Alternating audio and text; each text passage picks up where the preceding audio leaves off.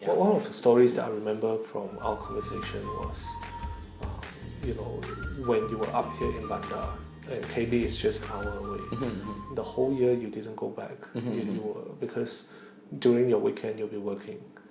And then there was one time that you mentioned to your dad that everyone has a computer. Yeah. Do you mind to Okay, share there was the time that when I first joined my first semester itself, right? Because being a average student, not too bad. I would feel that hey, exam is not tough. But because university is my first semester, I wouldn't know that your course mark will actually take a place into it. So basically on my semester, I actually flunked pretty much all my subject. To me, it was a joke because it's like my study was actually quite good, but how come I flunked? So I bring back home and show my parents. They were like I didn't know that kind of result actually impacted them. So going back later on, then my dad actually gave me a laptop because you jokingly tell him that everyone has a computer and you don't. Because in our coursework we need to print out. I didn't know that everything is handwritten. Right. Yeah. So he felt pretty guilty. Yes. And then the next time you went back, you got a laptop. Yeah. Inspiron 6400. Do you still keep that? I still keep it. Really? Because my dad, every time my dad is like, take I got a picture laptop. for me. Whenever I got the laptop, I got a new laptop. My dad gonna say that, hey, return that Inspiron 620. It's particularly his car. Yeah. Wow. So because he sold off his car our only family car that time, just to get us a laptop. So I remember that time my dad, because after selling the car, you had no idea that your dad sold his car. No. To buy the laptop for you. It was pretty expensive that time. I think it cost about close to $3,000. Right. Yeah, at that time those Inspiron models. Yeah. Did you ask for that specific model? No, I didn't ask. So he gave you what he can afford. And I think it's the best that he. Yeah, it's the best that he can afford that time. I remember it. Yeah. So so you had no idea that your dad. And I had then, no idea. And then what happened? You went back? I went back and then I get to know that my dad is working as a bus driver at that time. He didn't go to farm anymore because it's not convenient. Because there was no transport, So he became a bus driver, which is very early in the morning. He would have to drive up to Bandar, drive people down. That became a defining moment for you. Oh yes, definitely. Definitely. Because you felt very guilty. Instead of guilty, I would felt that it's more something that, hey, I would like to promote my family more better than what I have found, so that we will not go back. Just basically, I promised myself that time I would definitely give my parents a better life. I wouldn't feel guilty. Did you cry? No, but I felt very touched. Because both my parents are not the people who are very educated. They will not be teaching you, you should do this. No, they will be teaching us using their action. Right. Through the action is where both me and all the three of us, we learn through parents' action. Right. So that part itself, I don't think I cried easily. Right. And how has that changed you? In terms of family value, it actually given up. And then secondly, I think I don't give up that easily. Right. That part itself actually helped me hone the skill of, anything persist towards it. Okay. Yeah, everything is solvable. Okay. That's for sure. Give time. Yeah. While you were in uni, you saw an advertisement on newspaper that promised unlimited income. Yeah. Tell me it's a financial. So I remember that time is because university actually chased over my fees and hostel also I haven't been paying for it. How much were you owing? I owe about if you say 2 years would be amount close to 7,000. 7,000. Yeah, 7,000. Right. And then that will haven't include my hostel fee, which is like almost $50 a month. Okay, so add up together is quite close to quite a big chunk amount for me. But at the same time is, hey, my income not even close to 1.5, how to pay off all these kind of things. Right. With all my income I add up together. So that was giving me a bit of stress, and at the same time, because of that issue, I have to university time, and then I was like, hey, semester time break, we have 3 months holiday, kind of thing. Get another job. That was my only that was the solution. Yeah. Get the only work extra. And you believe what the newspaper say? Yeah, I mean, I try.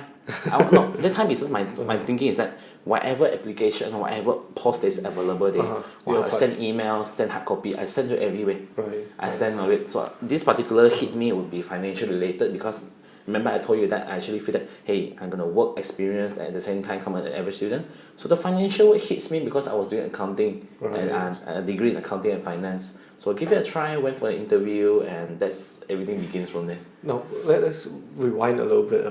That was during the time where you mentioned to me that you have to wake up before 6 o'clock. Oh yeah. Go back after 11 o'clock, so the security guard can't find you. Yeah, the warden. Yeah. Please tell us about the story. Okay, that part would be the reason why I actually wake up quite early is that the warden, if come back to work 6 o'clock, they will just knock on your door and asking, hey, rental and stuff like that. So I went out after 11 is because I went home already. But that time also because I have other works to do also. So my friend. So no one ever chased you for rental?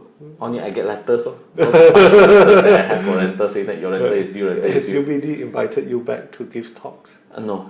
They don't know of your story. They don't know. No, I mean I didn't really speak out that much also. I only know work hard, that's it. Yeah, work hard. So I never talk about stories on how myself. So your first day at work, you made 164 calls. Oh yeah, 100 plus call. I remember very well that one call, one strike. I dropped one strike over the whole whiteboard. Yeah. I mean, for most of us, 10 phone calls will feel very discouraged. And you took your manager's word quite literally. Yeah. And went to over 100. What went through your mind? That time itself, nothing else. It's just basically, okay, I only take instruction. You need to call, make an appointment. That's it. So I only thought, okay, you asked me to call, make an appointment. I just call, make an appointment. I mean, I definitely felt some embarrassment that call up people reject you.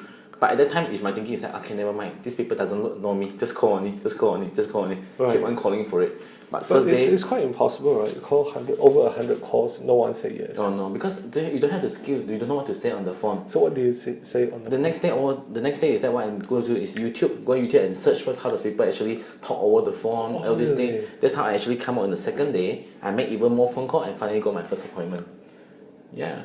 Wow. This story has been going on is because I remember the second day, I remember searching YouTube. There's one person said, I remember an agent over the phone said that, can you please give me an appointment? If not, I cannot go home. So I used exactly the same script. I remember very well, it was a lady who are the owner, the daughter of the owner of a wholesale company. So I used the exact same script and she said, yeah, why not? If you want to meet me, I can meet you at 9:30 at that time was Coffee Zone and Kulap. Right. Yeah. So I remember that time, that was my very first appointment. Did you close that sales? Oh, that was after 4 years. Yeah. So after I met her 4 years later, I follow up and become friends, and only after 4 years she became my client. Yeah. So for 3 months, you didn't make any sales? For 3 months, no. It was not easy. And another pivotal point of your insurance career was you went to your manager's room and handed in a resignation letter. Yeah. What happened? Because that time it's just 3 months time, holiday is over. I felt that it's really a waste of time when there's no income coming in. Do you feel cheated? I felt that I'm wasting my time. Right. Yeah, I felt that I said, hey, if I use this 3 months, I go and do extra more classes of tuition, I would have earned that money something.